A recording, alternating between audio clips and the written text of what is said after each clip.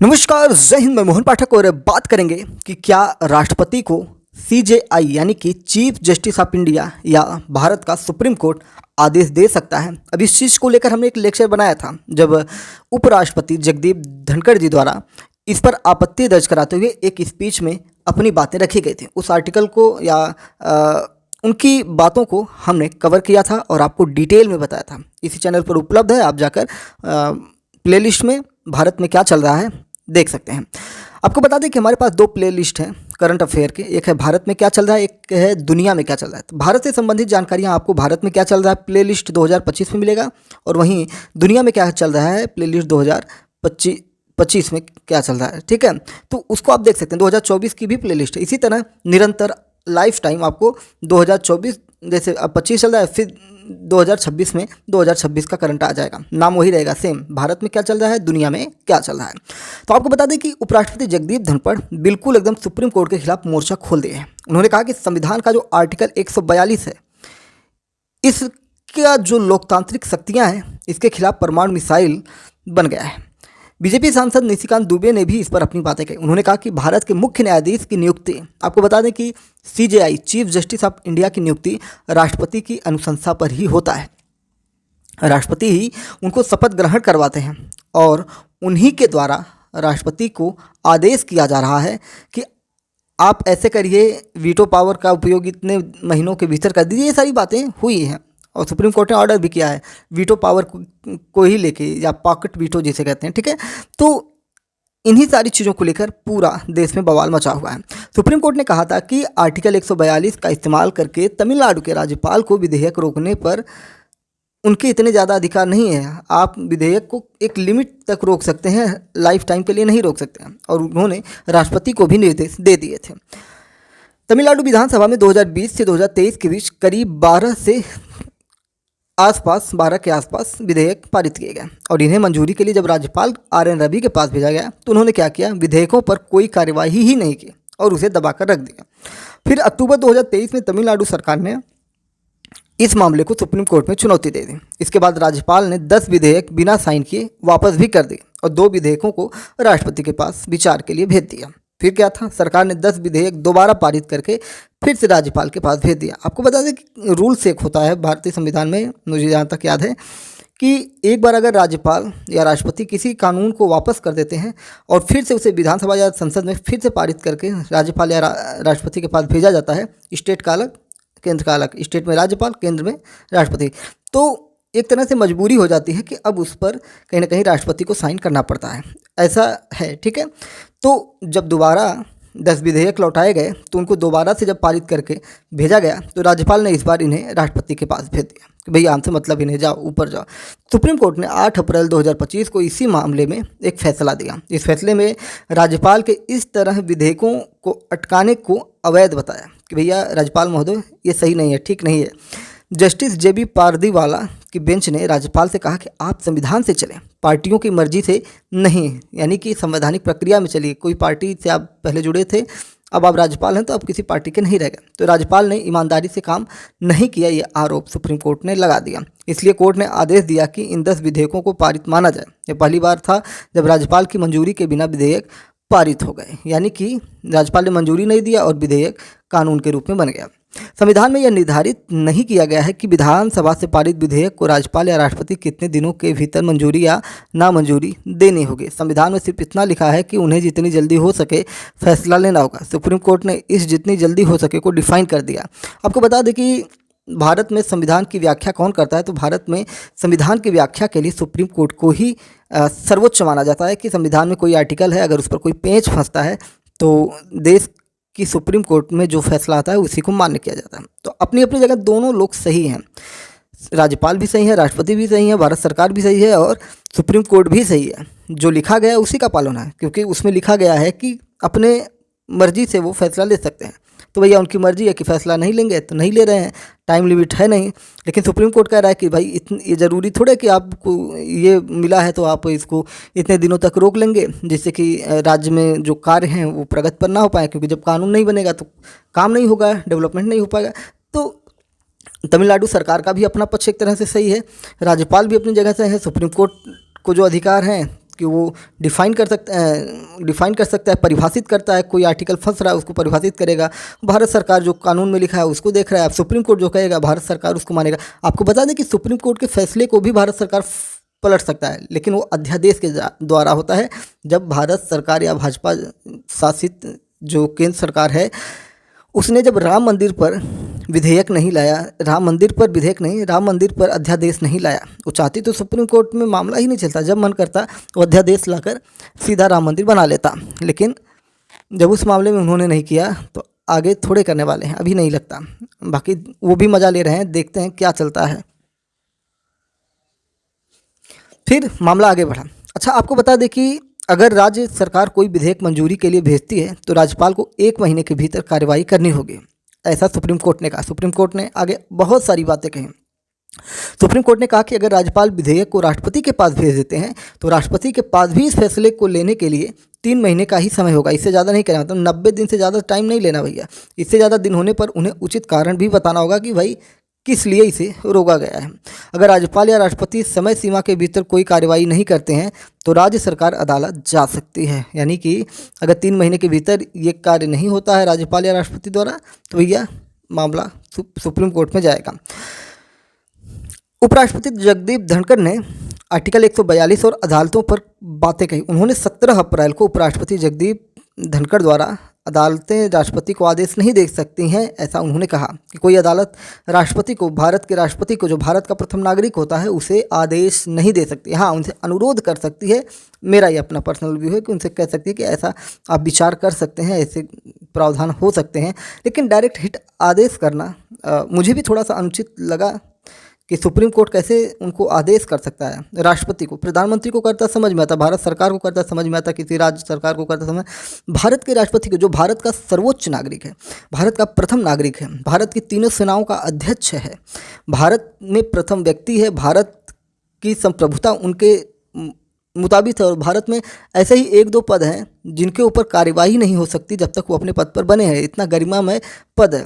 अगर ये चीज़ें आदेशित की गई हैं, अब हमें नहीं पता किस प्रकार से इन्होंने किया है, लेकिन ये दुनिया में कहीं ना कहीं, अभी हम लोग इंडिया का ही न्यूज़ पढ़ते हैं, दुनिया का अगर हम देखें, दुनिया वाले भी इस पर अपनी प्रतिक्रिया देना शुरू करेंगे। और जब वो लिखेंगे ना इस पर, तो राष्ट्रपति की गरिमा को ठेस पहुंचेगा।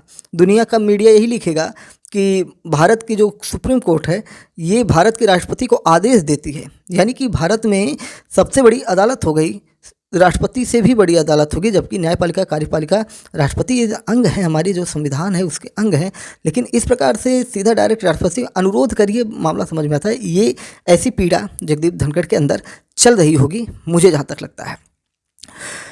उन्होंने कहा कि संविधान का जो अनुच्छेद 142 है, इसके तहत कोर्ट को मिला जो विशेष अधिकार है, लोकतांत्रिक शक्तियों के खिलाफ 24 घंटे उपलब्ध हैं, 24 घंटे 7 महीने। और ये न्यूक्लियर मिसाइल की तरह बन चुका है। जज सुपर पार्लियामेंट की तरह काम कर रहे हैं। अच्छा, आपको बता दें कि आर्टिकल 142 क्या है, इसको आप जान लीजिए कि आर्टिकल 142 होता क्या है। भारत का जो संविधान है, इसको जब निर्मित किया गया तो इनके निर्माताओं ने भी वो सभी बातें संविधान में शामिल कर ली जितनी उस वक्त तक सोची जा सकती थी। तो इसके साथ ही आर्टिकल 142 के जरिए सुप्रीम कोर्ट को पूर्ण न्याय करने की विशेष शक्ति दी गई कि आप पूरा न्याय कर सकते हैं, ताकि जब कानून के मौजूदा प्रावधान पर्याप्त न हो या अस्पष्ट हो तब भी न्याय सुनिश्चित किया जा सके। इसका मसौदा आर्टिकल 18 की तरह संविधान सभा में बिना बहस और विरोध के अपनाया गया था। डॉक्टर BR अम्बेडकर ने संविधान सभा में इस अनुच्छेद का समर्थन भी किया था। उन्होंने कहा था, अगर कोई मामला इतना असाधारण हो कि मौजूदा कानून के जरिए न्याय न किया जा सके तो ये अनुच्छेद सुप्रीम कोर्ट के लिए सेफ्टी वॉल है। यह आर्टिकल सुप्रीम कोर्ट को सिर्फ संविधान की व्याख्या करने के साथ अंतिम न्याय देने वाली संस्था बना देता है। यानी कि संविधान की कोई भी अगर व्याख्या करेगा तो वो है सुप्रीम कोर्ट, जैसा कि मैंने आपको डिटेल में बताया। इसीलिए मैंने पहले ही कहा कि राष्ट्रपति, राज्यपाल, भारत सरकार, सुप्रीम कोर्ट सब अपनी जगह सही है। बस इसमें सर्वोच्चता की बात निकल के आ रही कि आदेश किया जा सकता है कि नहीं। आपको बताएं कि 1950 से 2023 के बीच करीब 1579 मामलों में आर्टिकल 142 के तहत फैसले सुनाए गए, जिसमें ज़्यादातर सिविल केस थे। हालांकि सुप्रीम कोर्ट ने आर्टिकल 142 के तहत अपनी शक्तियों का इस्तेमाल सिर्फ 791 मामलों में ही किया है। एक मामला है जिसमें अयोध्या का राम मंदिर, जिस पर हमने कहा कि भारत सरकार चाहती तो अध्यादेश लाकर इस मंदिर को बना सकती थी, लेकिन ऐसा नहीं किया गया। उन्होंने कोर्ट का सम्मान करते हुए कार्यवाही को आगे बढ़ाया और कोर्ट के द्वारा ही निर्णय लिया। लेकिन कोर्ट ने राम मंदिर के पक्ष में फैसला दिया और मस्जिद के लिए अयोध्या में 5 एकड़ जमीन देने का जो आदेश दिया, ये विशेष अधिकार के तहत इन्होंने किया था। ठीक है। वहीं सहारा सेबी केस 2012 में भी सहारा ग्रुप को निवेशकों का पैसा लौटाने का आदेश दिया और इसके लिए विशेष मैकेनिज्म भी तय किए, जिसे कानून में स्पष्ट रूप से परिभाषित नहीं किया गया था। वहीं आपने देखा होगा कि 2023 में जब शिवसेना महाराष्ट्र सरकार का विवाद चल रहा था, तो तत्कालीन डिप्टी स्पीकर ने गलत कदम उठाए। कोर्ट ने ये माना था कि जो डिप्टी स्पीकर थे उन्होंने गलत कदम उठाए, लेकिन बागी विधायकों की सदस्यता को बहाल करने या निरस्त करने से इनकार किया। आर्टिकल 142 की संभावित सीमाएं वहां पे दिखाई दें। सुप्रीम कोर्ट ने कहा दिल्ली बनाम एलजी 2023 केस में, जब दिल्ली सरकार अरविंद केजरीवाल और वहाँ के लेफ्टिनेंट गवर्नर के बीच में तनातनी चल रही थी, तो वहाँ पे आर्टिकल 142 का इस्तेमाल कर ट्रांसफ़र पोस्टिंग से जुड़े दिशा निर्देश दिए थे। वहीं हाईवे के किनारे जो शराब बिक्री पर रोक थी, 2016 का मामला है, सुप्रीम कोर्ट ने जितने भी भारत के नेशनल हाईवे हैं वहाँ से 500 मीटर के भीतर शराब की बिक्री पर पाबंदी लगा दी थी। सीधा सीधा बोली कि भाई सड़क से आधा किलोमीटर दूर ले जाके दुकान लगाओ, सड़क पर दुकान नहीं होनी चाहिए। अच्छा, भारत में सबसे ऊपर कौन हो सकता है? क्या राष्ट्रपति है? क्या सुप्रीम कोर्ट है? क्या हमारी जो कार्यपालिका है, प्रधानमंत्री हैं, वो हैं? आइए जानने की कोशिश करते हैं कि राष्ट्रपति, चीफ जस्टिस ऑफ इंडिया और भारत का प्रधानमंत्री, इनमें कौन सबसे ताकतवर हो सकता है? तो ब्रिटेन के संसद सर्वोच्च है, वहाँ की अदालतें संसद द्वारा बनाए कानून से बंधी होती हैं, लेकिन भारत में ऐसा नहीं है। सुप्रीम कोर्ट के वकील राष्ट्रपति का कोई अधिकारी हो या प्रधानमंत्री का कोई कर्मचारी हो, इन सब में ये होड़ लगी है जानने की कि भाई सर्वोच्च कौन है, क्योंकि इनको भी तो मजा आने वाला है कि वो देश के सर्वोच्च संस्थान में है। लेकिन यहीं पर बहुत सारी चीज़ें निकल के आती है। आपको बता दें कि जो एक्सपर्ट हैं इस पर चर्चा करते हुए बताते हैं कि भारत में सुप्रीमेसी ऑफ कॉन्स्टिट्यूशन है, न कि सुप्रीमेसी ऑफ पार्लियामेंट। बात समझिए, सुप्रीमेसी ऑफ कॉन्स्टिट्यूशन है, न कि सुप्रीमेसी ऑफ पार्लियामेंट। यानी कि भारत में सर्वोच्च कौन है? कॉन्स्टिट्यूशन है, संविधान है, ना कि सुप्रीमेसी ऑफ पार्लियामेंट, ना कि पार्लियामेंट यानी कि लोकसभा है। यानी देश में संविधान सबसे ऊपर है, इसके तहत सभी के बीच शक्तियों का विभाजन है। इसलिए राष्ट्रपति का पद भी संविधान से ऊपर नहीं हो सकता और न ही संविधान के दायरे से बाहर जा सकता, क्योंकि राष्ट्रपति के पद को संविधान के अंदर ही सृजित किया गया, वहीं पर निर्मित किया गया है। सुप्रीम कोर्ट राष्ट्रपति को भी आदेश दे सकती है, उसे आर्टिकल 142 के तहत अधिकार हैं कि वह पूर्ण न्याय के लिए संविधान सम्मत फैसला ले सकती है, जिसमें ज़रूरत पड़ने पर राष्ट्रपति यानी केंद्र सरकार को आदेश देना भी शामिल है, ऐसा एक्सपर्ट बताते हैं। देखिए, हम नहीं कह रहे हैं, ऐसा एक्सपर्ट मानते हैं। हालांकि राष्ट्रपति की तरह काम करने का अधिकार सुप्रीम कोर्ट के पास नहीं है। मान लीजिए सुप्रीम कोर्ट के जज की नियुक्ति करनी है और कॉलेजियम में कोई सिफारिश पेंडिंग है, तो सुप्रीम कोर्ट यह नहीं कह सकती कि इतने दिनों से सिफारिश पेंडिंग है तो हम राष्ट्रपति की मंजूरी के बिना नियुक्ति कर देंगे। ठीक है, यहाँ पे ये काम नहीं हो सकता है। ऐसे बहुत सारे मामले होते हैं जिनमें सुप्रीम कोर्ट निर्णय नहीं दे पाता है। सुप्रीम कोर्ट के किसी फैसले को पलटने के 3 तरीके होते हैं, जैसे पुनर्विचार याचिका, बड़ी बेंच का गठन, संविधान पीठ। ये सब क्या होती हैं? सुप्रीम कोर्ट अगर कोई फैसला सुनाता है तो उसको पलटा जा सकता है। थोड़ा सा आइए बताते हैं आपको। पुनर्विचार याचिका का मतलब होता है पुनर्विचार, पुनः विचार करना, यानी कि सुप्रीम कोर्ट के फैसले के खिलाफ सुप्रीम कोर्ट में ही पुनर्विचार याचिका यानी रिव्यू पिटीशन दायर की जा सकती है कि महाराज आपसे शायद कोई गलती हो गई, एक बार फिर से इसको देखिए, पुनर्विचार करिए। इसमें कहा जाए कि कोर्ट के फैसले में बड़ी संवैधानिक त्रुटि थी, जिस वजह से फैसले में पुनर्विचार की ज़रूरत हो जाती है। वहीं 2 अलग अलग कन्फ्लिक्टिंग जजमेंट हो जिस पर बड़ी बेंच का गठन किया जा सकता है, यानी किसी केस पर 2 ऐसे फैसले आए हों जो एक दूसरे से अलग हों, तो फिर 3 जजों की बड़ी बेंच का गठन किया जाएगा और तीनों जज मिलकर जिनका बहुमत होगा वही फैसला माना जाएगा। संविधान पीठ भी होती है, यानी कि सुप्रीम कोर्ट की नई और 5 या ज़्यादा जजों की बेंच केस पर सुनवाई करे और नए तरीके से फैसला दे दे। यानी कि कोई मामला, कोई एक तरह से समझ सकती है ऑर्डर आ गया है, मान लीजिए 1 जज 2 जज मिलकर आर्डर दे दिए हैं, इसके बाद अगर आपको लगता है कि नहीं ये सही नहीं है तो आप ये काम करवा सकते हैं कि आप 5 जजों की बेंच में जा सकते हैं या आप जब प्रोसेस में जाएंगे तो चीज़ें आपको पता चल जाएगी। भारत सरकार संविधान में संशोधन करके आर्टिकल 142 को हटा नहीं सकती है। अगर आपके मन में चल रहा है कि इस आर्टिकल को ही हटा दे, तो ऐसा संभव नहीं है, क्योंकि यह संविधान के बेसिक स्ट्रक्चर का हिस्सा है। अगर सरकार ने इस अनुच्छेद 368 के इस्तेमाल से हटाने की कोशिश की तो सुप्रीम कोर्ट इसे चुनौती मिलेगी और फैसला रद्द हो जाएगा। यानी कि आपको पता है कि अनुच्छेद 368 एक ऐसा अनुच्छेद है जिसके द्वारा किसी आर्टिकल को हटाया जा सकता है, लेकिन इस रूल्स के हिसाब से भी आप संविधान के आर्टिकल 142 को नहीं हटा सकते हैं, क्योंकि इतना ज़्यादा इसमें अधिकार नहीं दिया गया, ऐसा कहा जाता है। उम्मीद है कि सारी चीज़ आपको समझ में आ गई होगी। आर्टिकल 142 क्या होता है और किस आर्टिकल के तहत सरकार द्वारा या भारत सरकार द्वारा, प्रधानमंत्री के द्वारा, लोकसभा के द्वारा संविधान में आर्टिकल्स चेंज किए जाते हैं।